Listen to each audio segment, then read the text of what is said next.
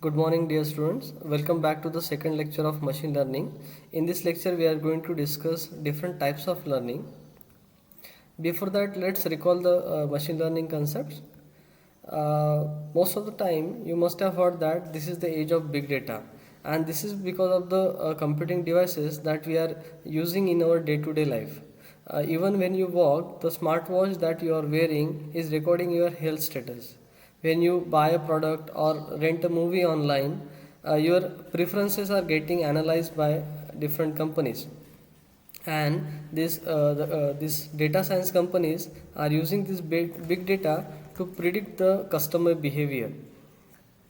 We know that the customer behavior will change with respect to time, but that change is not that much random. That's why we can use this big data to create a model that will predict the customer behavior. As we all know that in order to solve a problem on computer, we need an algorithm. An algorithm is a sequence of instructions followed by a computer to transform input to output. But for some of the tasks, we cannot have algorithm. For example, spam mail detection.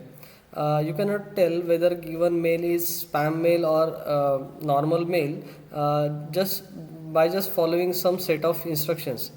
Instead, you have to give number of sample emails to the computer, and from that, the computer will learn the properties of spam emails, and then it will be able to predict that whether given mail is a spam mail or not.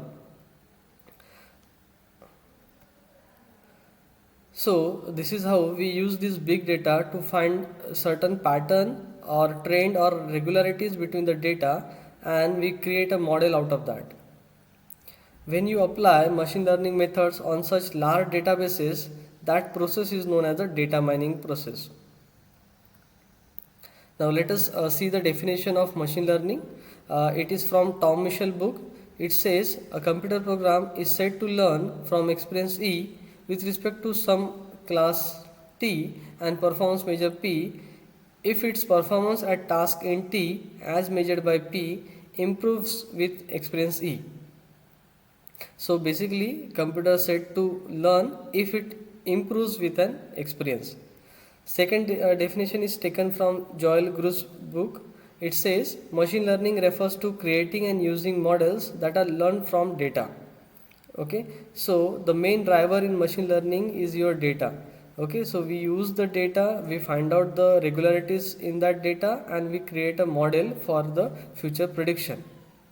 Okay, so basically in machine learning we are writing program to make computer learn. That is the main theme of the machine learning. Now let us see different types of machine learning. So we basically have four types of machine learning: supervised learning, unsupervised learning, semi-supervised learning, and reinforcement learning. They are different because of their different learning style. Their model preparation process is also different. Also their input data that they have is also different. So in this picture, as you can see, only three types are mentioned here. Supervised learning, here it is mentioned that it is task driven because it focuses on that singular task. It tries to gain more accuracy in that specific task. The unsupervised learning is said to be data driven because the unsupervised learning is totally dependent on the data and its properties. So that's why unsupervised learning is totally controlled by the data. That's why it is known as data driven approach. While in reinforcement learning, we learn from errors. Before discussing types of machine learning, let us discuss different types of data, that is labeled data and unlabeled data. In labeled data, we have data plus class labels. Most of the time this labeling process we have to do manually. That's why this data is expensive and scarce.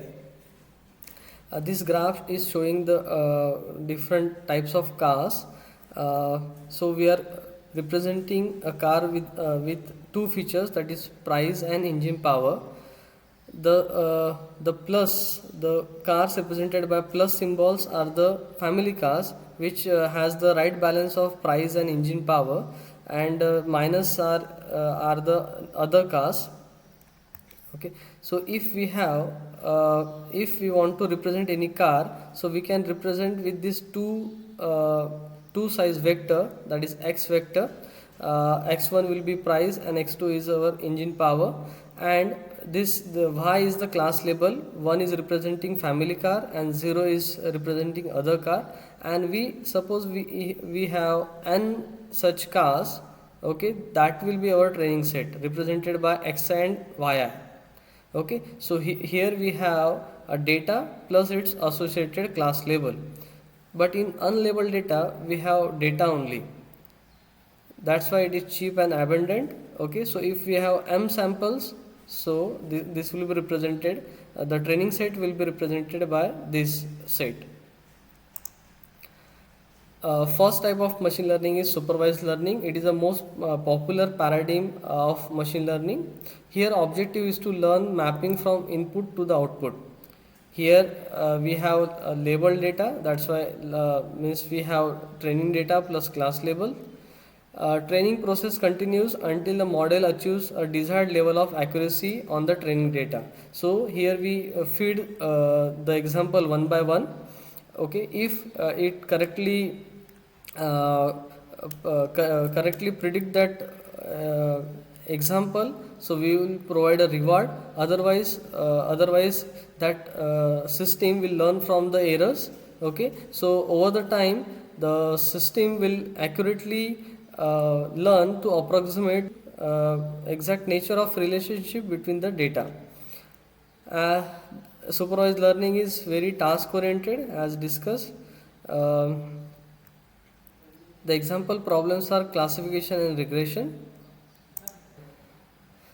The second type of learning is unsupervised learning. It is totally opposite to the supervised learning. Here we have unlabeled data.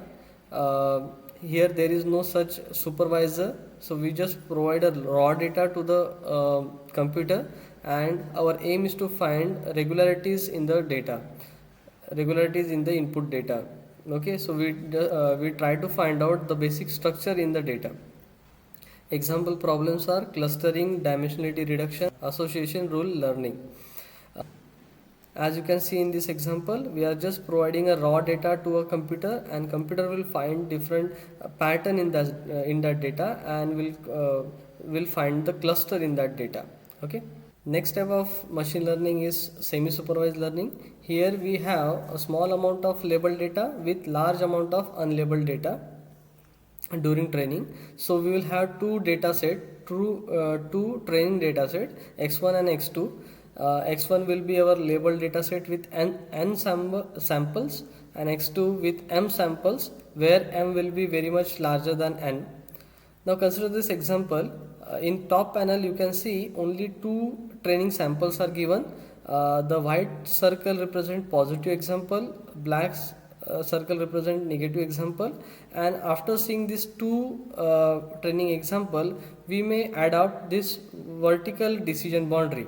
Okay, so the examples on the left will be treated as positive examples, and the examples on the right will be treated as negative example. But if we have unlabeled data with this labeled data, for example this in bottom panel you can see these gray circles represent unlabeled data. Okay, so we can form a cluster now. Okay, so this above cluster will be treated as negative examples, and the bottom cluster will be considered as positive example, and now the decision boundary is looking like this. Okay, so this is how we can improve the accuracy if we combine smaller labeled data set with large number of unlabeled data set. The last type of machine learning is reinforcement learning. In some application, the output of a system is a sequence of action, and in such cases, one action is not important.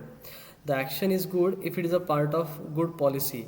For example, in game playing, we have to take multiple actions, and your action will be good if it is a part of good policy of winning.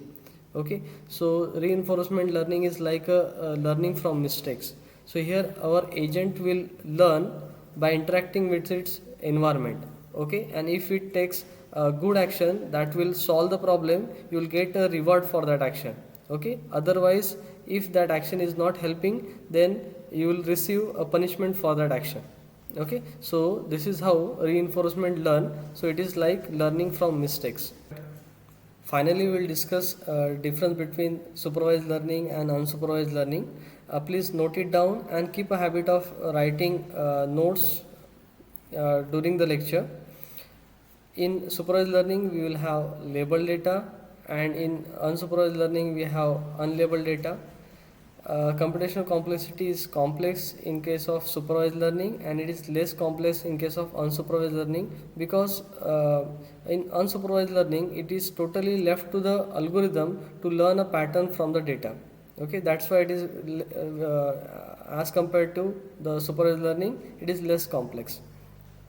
In case of a supervised learning, number of classes are known. Okay, so that is known from the labeled data, and in case of unsupervised learning, the number of classes are not known. Accuracy of result, it is accurate and reliable in case of supervised learning. In case of unsupervised in supervised learning, it is less moderately accurate. The driver, as we already discussed, it is task driven, and unsupervised learning is data driven. Examples are regression and classification in case of supervised learning. In case of unsupervised learning, it is clustering, dimensionality reduction. Okay, with this we'll stop here. In next class we'll discuss underfitting and overfitting. Thank you.